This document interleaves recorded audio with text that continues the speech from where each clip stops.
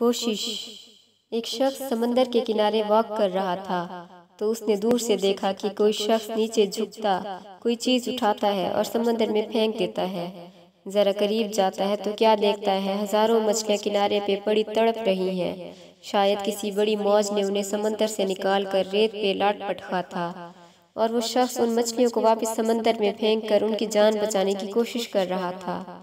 اسے اس شخص کی بے وقوفی پر ہنسی آ گئی اور ہنستے ہوئے اس سے کہا، اس طرح کیا فرق پڑنا ہے، ہزاروں مچھلیاں ہیں، کتنی بچا پاؤ گے؟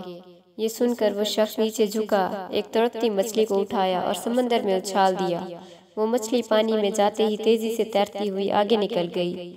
پھر اس نے سکون سے دوسرے شخص کو کہا، اس سے فرق پڑا؟ یہ کہانی ہمیں سمجھا رہی ہے کہ ہماری چھوٹی سی کاوش سے بھلے مجموعی حالات تبدیل نہ ہوں مگر کسی ایک کے لیے وہ فائدہ مند ثابت ہو سکتی ہے۔ لہٰذا دل بڑا رکھیں اور اپنی طاقت و حیثیت کے مطابق اچھائی کرتے رہیں۔ اس فکر میں مبتلا نہ ہوں کہ آپ کی اس کوشش سے ہمارے معاشرے میں کتنی تبدیلی آئی، بلکہ یہ سوچیں کہ آپ نے اپنے حصے کی اچھائی کا حق کتنے حد تک ادا کیا۔ مخلوق خدا کی مدد کیجیے۔ اگر نہیں کر سکتے تو جو کر رہے ہیں ان پر تنقید نہیں بلکہ حوصلہ افزائی کیجیے۔